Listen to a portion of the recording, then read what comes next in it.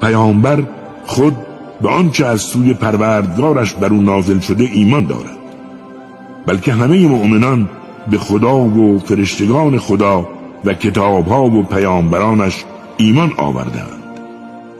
ما میان هیچ کدام از پیامبران خدا فرق نمیگذاریم و آنها گفتند شنیدیم و اطاعت کردیم.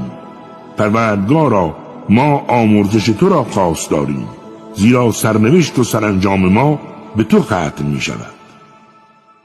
خداوند هیچ کس را مکلف نمی کند مگر به قدر طاقتش.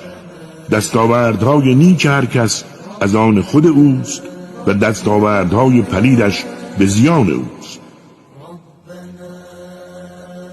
پروردگارا اگر غفلت کردیم و خطاکار بودیم ما را مؤاخذه مکن و آنگونه که بر پیشینیان ما تکلیف سخت و سنگین تعیین کردی تکلیف طاقت فرسا بر دوش ما منه. پروردگارا ما را به آنچه طاقتش را نداریم مکلف مکن و ما را ببخش و بیامرز و از ما درگذر که تو مولای مایی. پس بر گروه ناسپاسان کفر پیشه پیروزمان گردان.